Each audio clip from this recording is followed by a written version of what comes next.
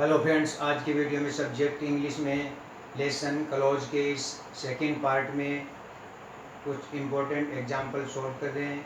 आज का हमारा क्वेश्चन नंबर सेकंड रहेगा। फर्स्ट पार्ट में हम पढ़ चुके हैं, तो आज का हमारा सेकंड क्वेश्चन है क्लोज का। यह हमारा सेकंड क्वेश्चन है। क्वेश्चन इस प्रकार से पूछा जा सकता है, identify simple sentence,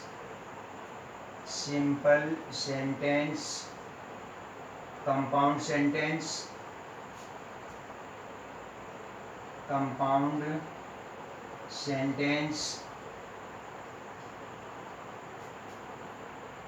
and a complex sentence। Complex sentence को कॉम्प्लिकेटेड सेंटेंस भी कहते हैं। तो यहाँ पर केवल कॉम्प्लेक्स सेंटेंस लिखा जा रहा है। Complex sentence in the given sentences. तो फ्रेंड्स, स्टूडेंट्स, ये प्रश्न इस प्रकार से पूछा जा सकता है। इसमें एग्जाम्पल हैं। तो एग्जाम्पल नंबर 1 इस प्रकार से है, Rakesh is a good singer. Rakesh is a good singer. तो यह एग्जाम्पल है। इसका तो आंसर होगा, तो Rakesh is a good singer, इसमें एक सब्जेक्ट और एक प्रेडिकेट आ रहा है। तो जिस वाक्य में एक सब्जेक्ट एक प्रेडिकेट होता है वह सिंपल सेंटेंस का एग्जाम्पल होता है। तो यह एक सिंपल सेंटेंस है। ये एग्जाम्पल सिंपल सेंटेंस, तो इसका आंसर होगा सिंपल सेंटेंस। सेकंड एग्जाम्पल है,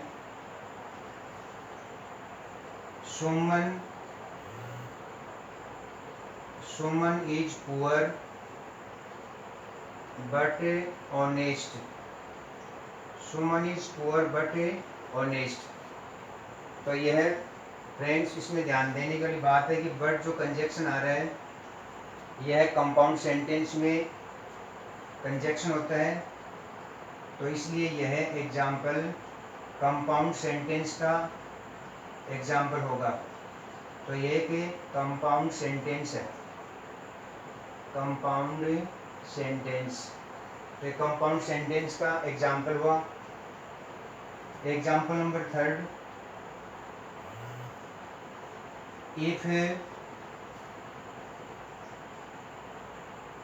if Rohit walks fast,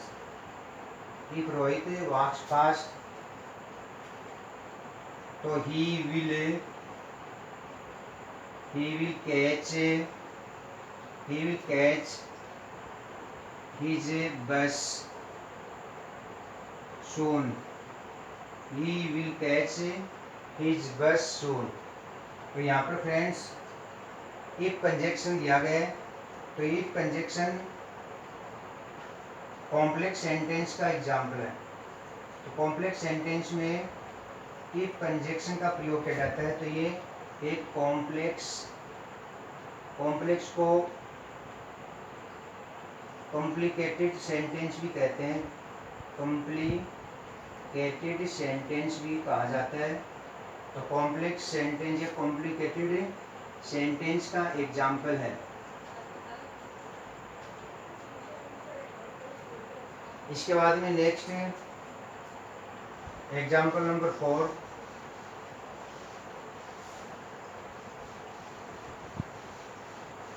example number 4 है।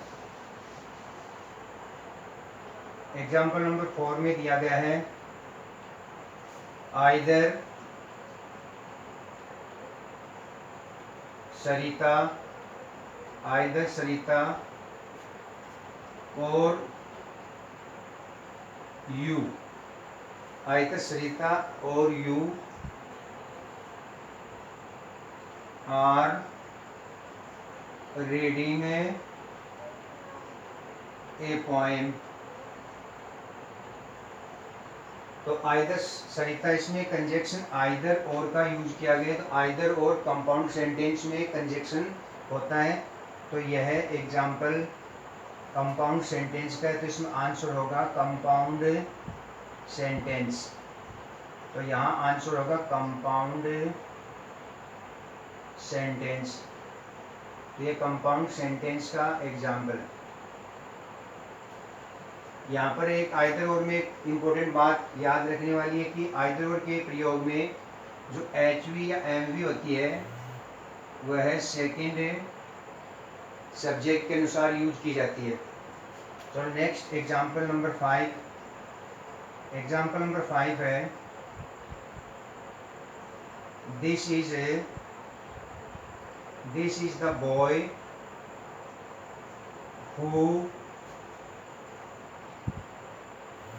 who helped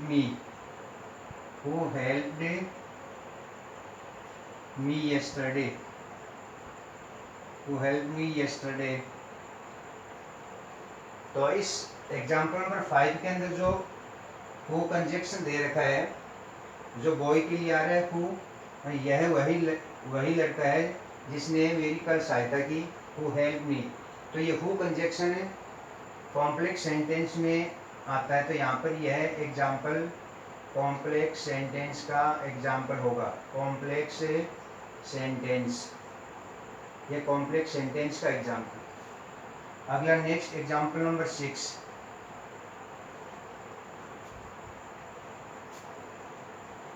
the boy is crying, बच्चा लड़का रो रहा है, चिल्ला रहा है, क्राइंग तो लड़का चिल्ला रहा है because he is very hungry, वह बहुत भूखा है, हंग्री भूखा। तो इस एग्जाम्पल नंबर 6 के अंदर जो बिकॉज कंजक्शन दिया गया है ये कॉम्प्लेक्स सेंटेंस में आता है, तो यहाँ पर आंसर हो जाएगा कॉम्प्लेक्स सेंटेंस। तो ये कॉम्प्लेक्स सेंटेंस का एग्जाम्पल है, कॉम्प्लेक्स सेंटेंस।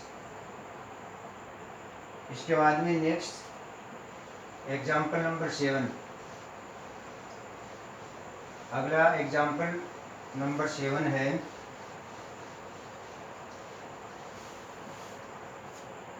एग्जाम्पल नंबर 7 है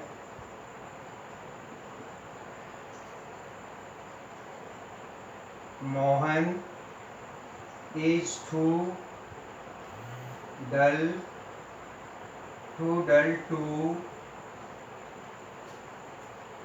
solve this question,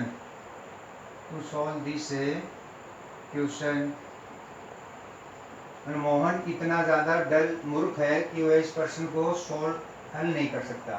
तो यहाँ पर कंजक्शन टू का प्रयोग हुआ है। टू जो कंजक्शन होता है वो कॉम्प्लेक्स सेंटेंस का एग्जाम्पल है। कॉम्प्लेक्स सेंटेंस में कंजक्शन आता है, तो यहाँ पर ये एग्जाम्पल कॉम्प्लेक्स सेंटेंस का एग्जाम्पल माना जाएगा। इसमें आंसर होगा कॉम्प्लेक्स या कॉम्प्लिकेटेड सेंटेंस। एग्जाम्पल नंबर 8 है example number 8 Sandeep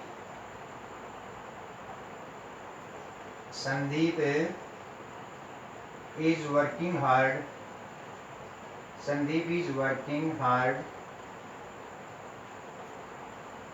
yet he cannot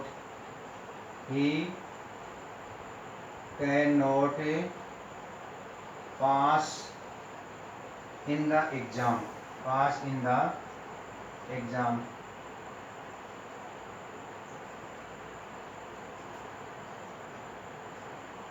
यहाँ पर इस वाक्य को हम पास्ट में ले लेते हैं। Sandeep was working hard, he could not pass in the exam. Sandeep कठिन मेहनत कर रहा था येट फिर भी, तो ये येट जो कंजक्शन है वो कंपाउंड सेंटेंस का एग्जाम्पल है। तो कंपाउंड सेंटेंस में येट का यूज होता है कंजक्शन का दो वाक्यों को जोड़ने के लिए। तो यहाँ पर ये एग्जाम्पल होगा कंपाउंड सेंटेंस। तो यहाँ पर ये एग्जाम्पल कंपाउंड सेंटेंस में आता है। Next example number 9। Example number 9 है both Ravi and Sachin, both Ravi and Sachin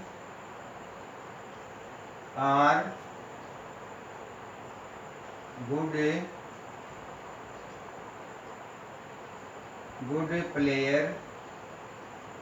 players. Both and का यूज हुआ है यहाँ पर, तो बोथ एंड का यूज कंपाउंड सेंटेंस में होता है। तो यह एग्जाम्पल कंपाउंड सेंटेंस का उदाहरण है। तो यहाँ पर आंसर होगा कंपाउंड सेंटेंस, कंपाउंड सेंटेंस। आज का हमारा अंतिम लास्ट एग्जाम्पल है अनलेस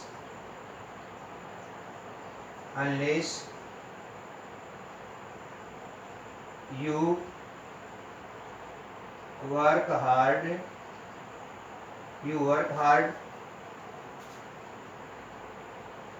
you will not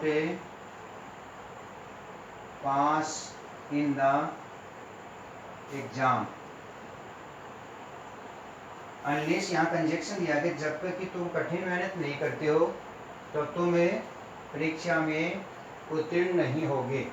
तो अनलेस जो कंजक्शन है वो कॉम्प्लेक्स सेंटेंस में आता है। तो यहाँ पर ये एग्जाम्पल कॉम्प्लेक्स सेंटेंस का होगा। तो यहाँ पर आंसर होगा कॉम्प्लेक्स सेंटेंस।